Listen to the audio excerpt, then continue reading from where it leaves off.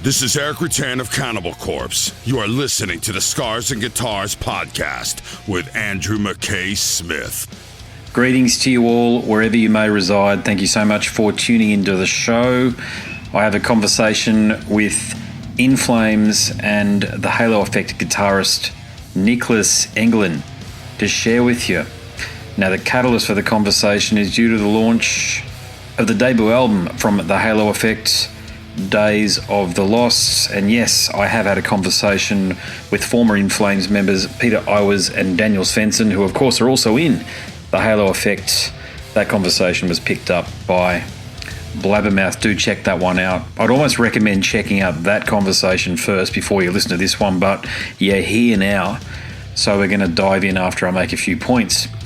This is one of the more interesting conversations that I've conducted because the flow is as per regular listeners would appreciate, but there was a moment in the chat where it's not that I thought things were going to go awry, but you all know me well enough by now to know that I tend to ask the questions that other so-called journalists won't. And one of those questions is Niclas still in Flames? And you'll just have to stick around to hear what his response is. Before we get to the conversation, if you've tuned in via the podcast apps, I will be playing a song for you. Lifted from the debut album from the Halo Effect. This one is called Feel What I Believe. And once it's done, we'll dive into the chat. For all you YouTubers, we're going to dive into the chat right now. Let's go.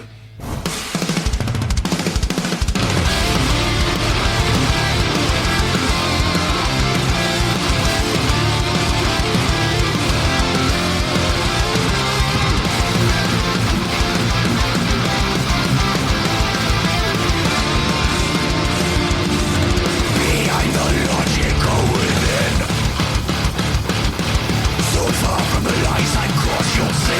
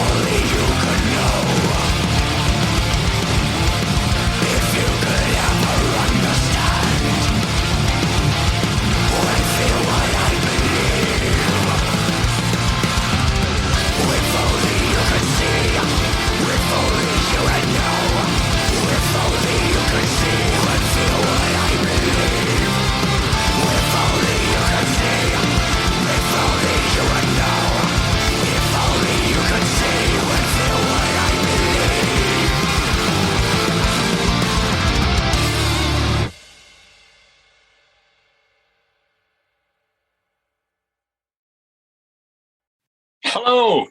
G'day, mate. How's things? All good. It's summer here in Sweden, which is rare. I love it. It's winter here, and it's about as bloody cold as what your summers are. I think it's. I've been saying this a fair bit. People get sick of me talking about it, I think, but we've had our coldest winter in decades. And where I'm, no. Yeah, it's just been bullshit. We've been getting some Antarctic winds or something. There's been something going on where we're getting the colder weather up from Antarctica. And it's genuinely cold, mate. I mean, we're not used to it. So when it gets down below sort of 12 degrees, we shiver. Wow. You know? That's a lot. Yeah. It's weird. It's weird. It's been going down to sort of single digits in the tropics. Places like Mackay and Serena, which is very odd. But, mate, unless you're the Chinese government, we can't control the weather, right? No. It's impossible. I got to give you mad props before we even talk about your bands, just on your choice of T-shirt. Nice. Well done. Yeah. I love this band. It's amazing band. Matt Pike for president. A riffage. Have you spoken to him before? Have you met him? No, I never actually met him. I would love to meet Matt Pike and just play guitar with him and just exchange riffage. That would rule the world.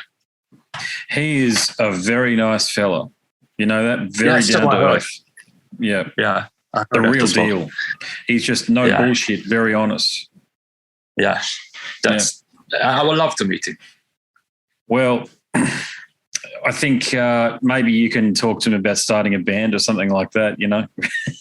I mean, it's always an option, right? I mean, especially if you're a fan of Sleep, that's killer. You know, Dope Smoker, great album, man. Just one of the best albums ever. Yeah. So good. Hey, look, we're here to talk about the Halo effect. And if it's cool too, I want to ask a few questions about In Flames later on, but certainly the Halo effect, that's the catalyst for our introduction. And look, I think the album is called Days of the Lost, and I feel as though it captures the essence of old school In Flames. And I've already spoken to some of the other members about this, and I've got to say I got sort of mixed responses from them about it, because I understand it's a brand new band and you're trying to do something new, which you are, but you're also bringing the spirit of the old into the new as well, if that makes sense. Yeah. Do you feel the same way? Yeah, I mean, we are all part of this genre of Gothenburg death metal. We were there in the early 90s, in the formative years, and we didn't know it would be exploded throughout the world later on, but we were all there, a part of it. And I think what we do with the Halo effect is what we've always done since 89, 90 up till now. So, I mean, we're just being ourselves, being us as a musician and human beings. And what you hear is on the album is very honest. It's from the heart. It's full of joy, full of love and passion for what we do. And I don't think we could do it in another way. This is the most honest way we could do it. Just be ourselves, play what we always played along the way, I think. Well, was there... Wait, because you're obviously the guitarist, so you're responsible for a lot of the riffs and the ideas. Yeah. How do you separate what you contribute toward the Halo effect opposed to In Flames? I mean, as I said previously, we are all part of this Gothenburg death metal movement. And this is the way we play the music, and this is the way we play our instruments. And we are just being ourselves.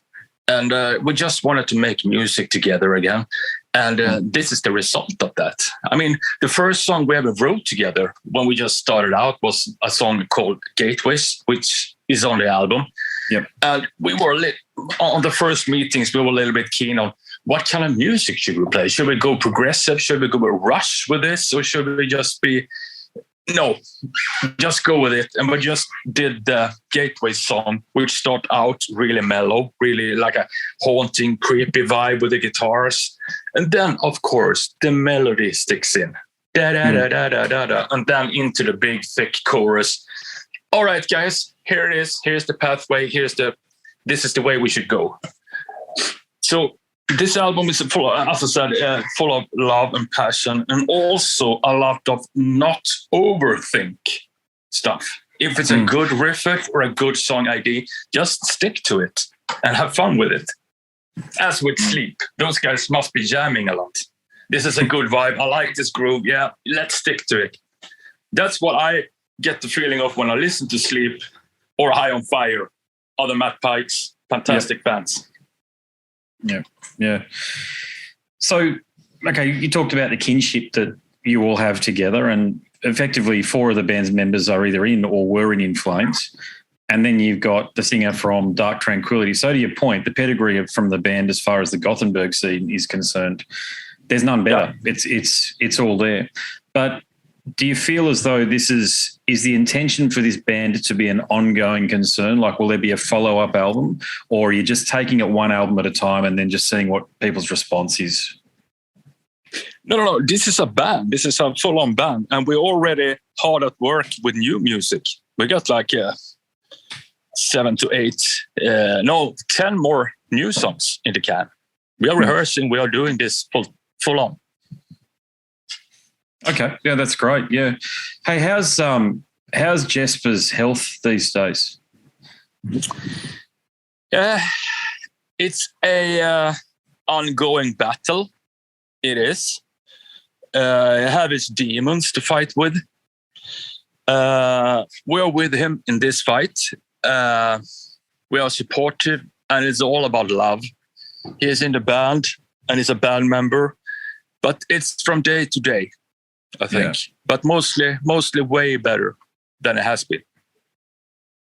It's very sad, to be quite honest with you, and there is a lot of love out there for Jesper, given his pedigree, his heritage in the scene, and I mean, he's been fighting this now for the better part of 10 to 15 years, hasn't he? So it's a hell of a battle that he's in the middle of.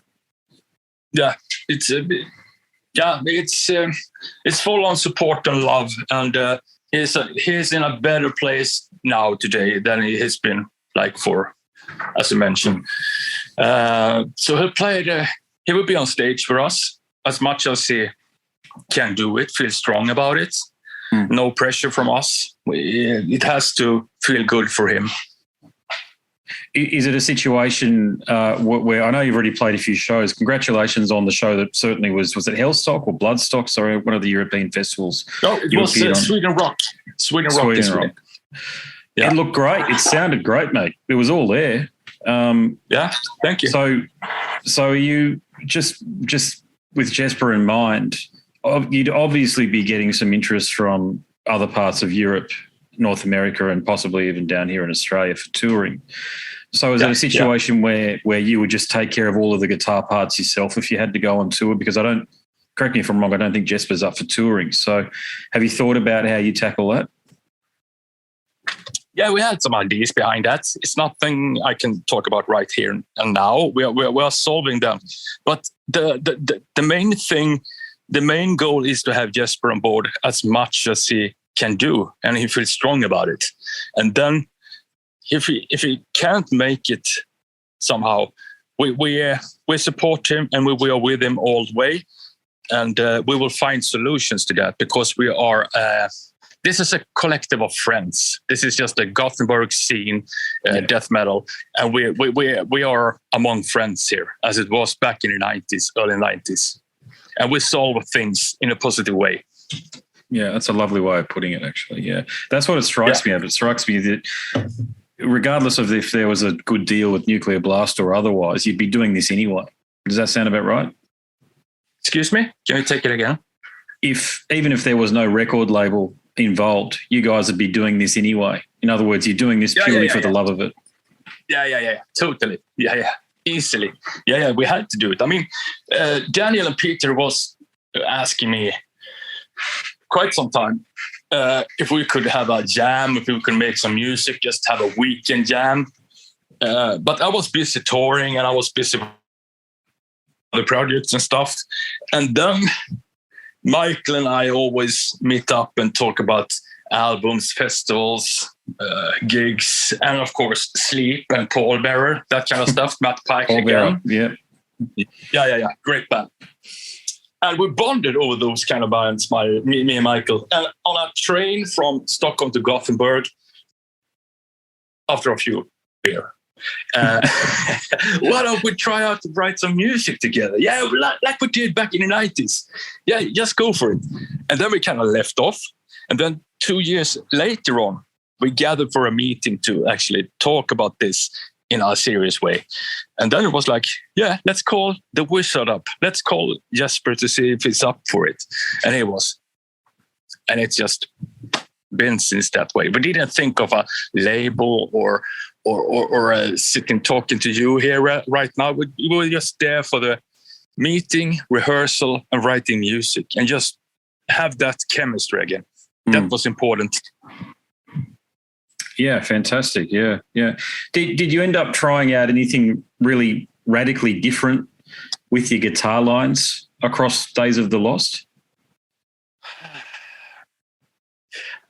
Of course, you always try to push yourself within every recordings, but here it was more a matter of getting everything right. Everything has to have its own place, I think.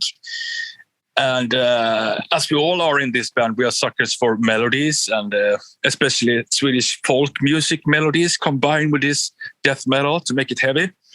But I think the recording overall, when we recorded, for example, the guitars, we wanted to be humanly recorded, not moved into grid by Pro Tools. Yeah, let's send these files to this guy who will put it into grid and that. No. We got to play it as tight as we possibly can and then leave it at that, because we know how to play the guitar. We got the blueprints. You know immediately when you hear Jesper playing guitar. And and that was the process of recording, actually. And that's, I think, makes this album friendly listening to. You want to hear the album again, because it's not a chunk of chocolate cake and a cream on top. You take a bite. Yeah, it's good. 4 songs, and then I need a breather, because the production is so in your face. So true. And I really like that way of recording, because then you get, I want to hear this again, because there's a lot of air into it, and you can hear bass, drums, guitars, and vocals, and the sounds, keyboard sounds on top of it. It's very clear, mixed by, recorded by Oskar Nilsson at Create Studios, and mixed by Jens Bogren. Nice. Yep. Jens, yeah. You must be pretty familiar with Jens by now, because you've worked with him a fair bit, haven't you? Michael, I worked with him in the past. I've never done that.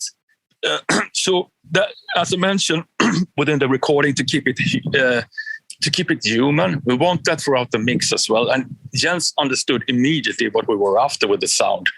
So when he sent us the text, the test mix at first, like 3 or 4 songs, it's like, all right, you have nailed it. And then we went up to Jens and hung out for a day.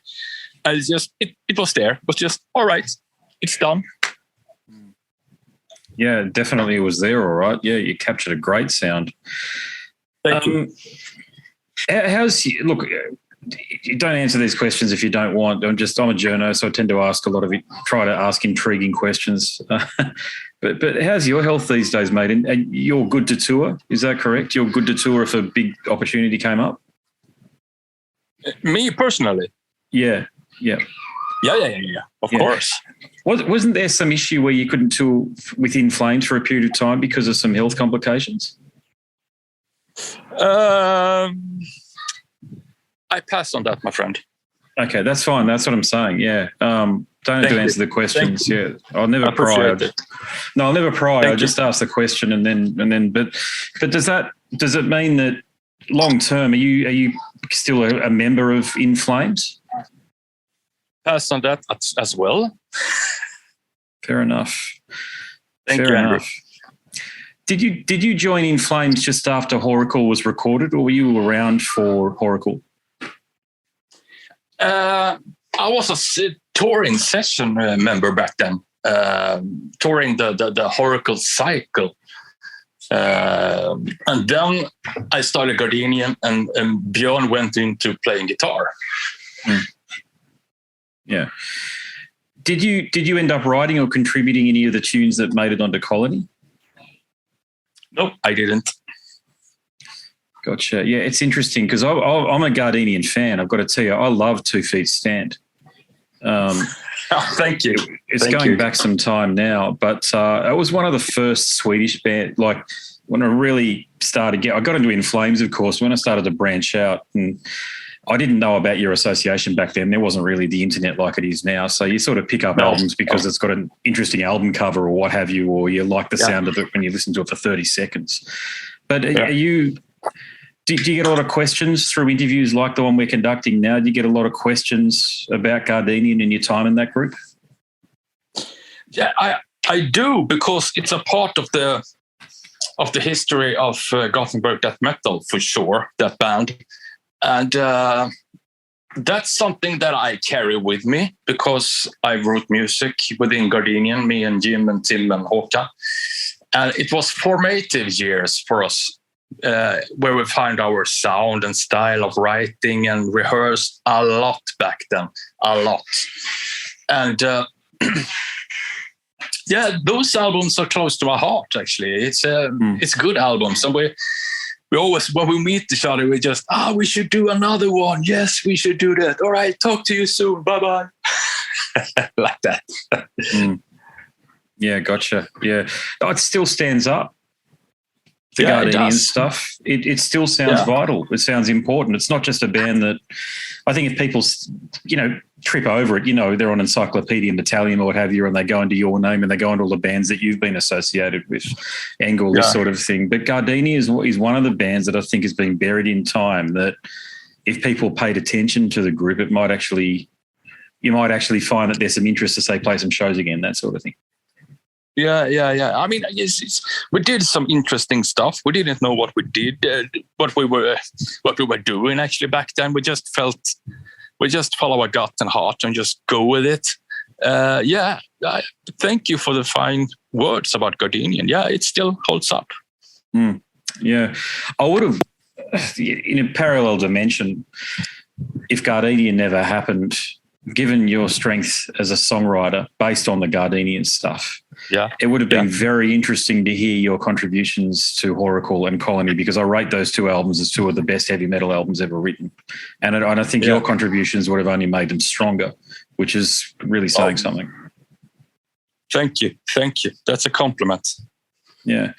It's I talked to Peter and Daniel in some detail about some of those albums there, and because you're a Swede, you're a bit like the Australians, and in that you're a bit, you don't like sort of singing your own praises is the best way to describe it. But I think it's richly deserved based on the strength of those albums and the fact that almost all metalcore has its genesis in those albums in some respect.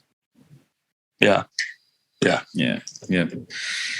Mate, so with Days of the Lost, where would you rate this, given the amount of recordings that you've been a part of over the years? Do you reckon this is one of the most important albums that you've been a part of? Whoa. I never tend to think like that. If I would start to think like that, I would get, I gotta do this now, like that, get cramps. Maybe it is. But to me, writing an album, recording an album properly, I'm so into it. I'm so 100% into it. And every album is a story in itself. And I just did an album with my doom band, We Sell the Dead, previously, called Black Sleep. And that album, it's recorded with childhood friends, and I wanted to keep it 70s. Rainbow, Black Sabbath, Nazareth, and stuff like that. So I was heavily into that kind of genre and that kind of music. How did I get these tunes? How did I get that tone out of the guitar? How is it made? All this nerdy stuff, which I really love doing. And different amps, different stomp boxes.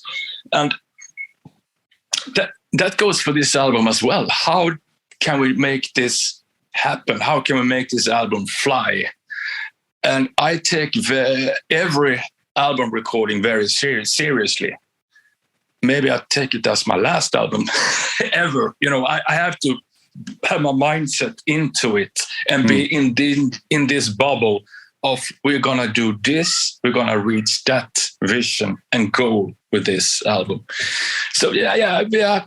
Sorry for getting deep here, but that's the way I have to look at stuff. I mean, I can't do, because you put so much time and energy into making an album, whether it's death metal, folk music, or whatever, or 70s rock. It needs to come from the heart. It needs to be sincere, and it needs to be played and recorded with tons of love. Otherwise, it wouldn't hit home. That's so important to me. I can't just go in and make, here's an album, yeah. And then you don't feel for it. Then you put this 6 months or 12 months behind it. No, that's hit and miss. You have to put your heart and soul behind it. I agree. And there's, as a musician myself, and as a long-term musical appreciator, I think I'm at a point where I can tell when someone's heart's in it or not. And it's metal is too difficult to fake. Plenty of albums have come out that have been garbage. I'm on record with the Metallica stuff. I simply don't know why they keep going and doing what they're doing. Because it's just, they've lost it. And you can hear it. Have you actually, talking about another band that's lost it, complete tangent, Red Hot Chili Peppers. Have you heard some of their recent material, their live stuff? No, I haven't heard anything since Californication, which is an amazing album. I love the melodies, the melancholic throughout the album, but no, I haven't. Oh my God. Check out I hate to judge a book by, make a judgment on their looks, but they look like shit these days. They honestly look like as though they've just been paroled from prison. These guys, they look terrible. They look like, to be honest, they look like junkies. And I know they basically are former junkies, but they actually look like it these days. And they're playing, as I say, as a musician, I've played with people before where you can tell that they've lost it. You know what I'm talking about. You play with some old mates, what have you, and they've lost the feeling, lost the touch. Listening to some of that Red Hot Chili Peppers stuff recently on YouTube, it was terrible. Yeah, but on the flip side to that coin, let's go back to Matt Pike and Sleep. I saw Sleep for the first time like 2 years ago, and I've been a huge fan of his music. And it was so cool. He was so into playing guitar, and he was maneuvering all his boxes himself. Bare-chested, this Van Halen attitude. I want to play my guitar, and I'm going to make it loud. We're going to make this gig happening together with the audience and the band. It was just so good. And I love that attitude, just the love of playing music and being on the move all the time, doing stuff, making new songs, be interested and be inspired, I think is a very important word, to feel inspired. And I just love that kind of music. And Matt Pike, again. Yeah, I think Matt Pike is more special in his little toe than the entire Red Hot Chili Peppers have ever been across their entire career, to be honest with you. Matt Pike is just a very special human being. We're both clearly members of the Matt Pike Appreciation Society, but for bloody good reason. Yes. He's believe me, I've had an off the record conversation with him before, and he is definitely, he's a real human being, that one there. Like, there's no bullshit about him at all as a person. Like, I know we're talking, he's a musician and he plays guitar beautifully and he's just got that gnarly sound and his vocal and all the rest of it. But as a person too, he's just the sort of bloke you'd be glad to call your friend, I think. Oh, perfectly. I would love to meet him someday. I hope I do. I hope it happens for you. Yeah, no, I mean, Hey, is there any aspect of the album, say Days of the Lost, that you wish people would ask you a question about that we haven't, us journalists haven't? I think you nailed it, or I talked about it. I really like the production of the album and the way we recorded the album, as I said earlier, to keep it human. This is the way we play and not overproduced. Keep it. Here is the guitar, here's the bass, drums, vocals, and here's the song. And I think the key that I want to come across is that people want to hear the album again without getting tired of the production. That's really good. Yeah, no, I agree. There's ever since I'll blame Metallica for that again with Death Magnetic and that bloody awful production on there that just about every mainstream metal band seemed to copy thereafter, and it just sucked the life out of all of the songs. And because that album is virtually unlistenable at this point, and then bands went and copied it. It was a very interesting situation there. But to your point, yeah, I can hear. I wear Apple AirPods clearly, I can hear everything that's going on that album. I think the only issue I think you guys are going to have is topping this album, the next one. I think that is going to be a huge challenge for you, to be quite frank. Thank you, Andrew. That's a good problem to have. Like it is a compliment, but it's still something that's got to be addressed, I suppose, at some point, because you got all this fire and energy for days of that comes across on days of the loss, and however you follow it up.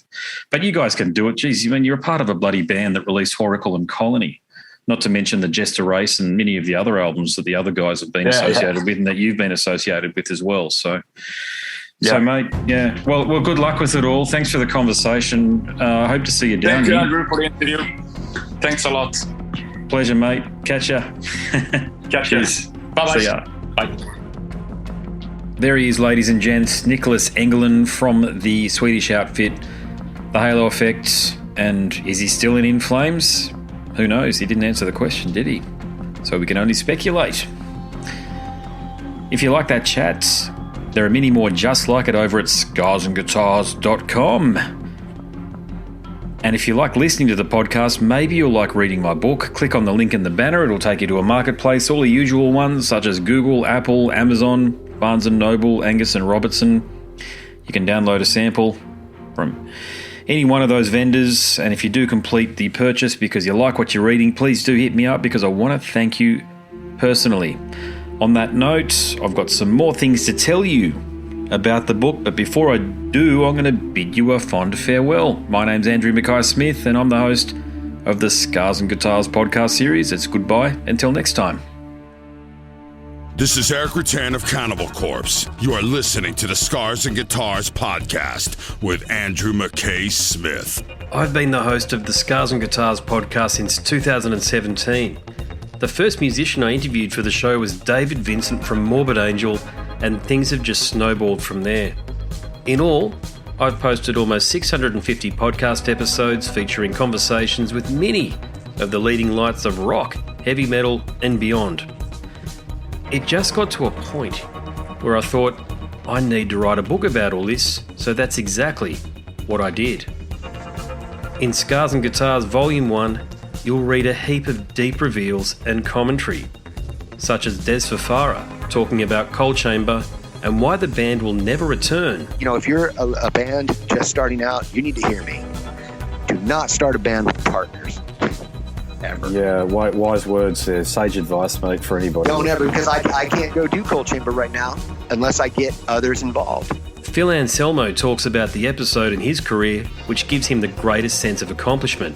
I think the staying power of the fans and the staying power of the songs, whether it's Pantera, Down, or Superjoint, the fans remember the songs. Alex Skolnick from Testament confirms that, yes, playing the guitar in Ozzy's band is anything but an ordinary gig. Will Silent Oz from Dimmu Borgir write a book? Pa from Sabaton gives advice to people who want to start a band. Look at the team around you. Look at the bandmates. If the guys want to be on the stage, then it's all cool. If the guys want to be backstage, then it's not going to be cool. Current and former members of Cradle of Filth discuss the band's seminal 90s material. Read about the reaction to George Lynch and Mark from Suicide Silence's comments when they throw shade at then President Donald Trump. We have this idiotic monster, this egotistical, self-aggrandizing, complete piece of shit in there. I just can't understand how we've gotten to this place. And yeah, we kicked a hornet's nest with Sepultura. Percussive overlord Gene Hoglan talks about recording with Chuck Schuldiner. Chuck was always, He was very, very open-minded, and he was into having his musicians that were playing with him just reach out for the best stuff that they had. Phil Campbell from Motorhead discusses what it takes to get sober. John Five answers his critics who dismiss his tenure with Marilyn Manson. My name is John Five, and Manson gave me that name, and I had some of the best years of my life in that band and learned a lot. And we get the lowdown on Trey Exagtoth from those who would know, including his mother. All across Scars and Guitars Volume 1, there are moments of tension, relief, tragedy, exhilaration, and throughout it all, you'll obtain insight that I believe no one else has managed to obtain from many of your favourite artists. So treat yourself. Scars and Guitars Volume 1 is currently available as an ebook with a print edition on the horizon. Follow the links attached and download a sample. I'm sure you'll be compelled to read the whole book.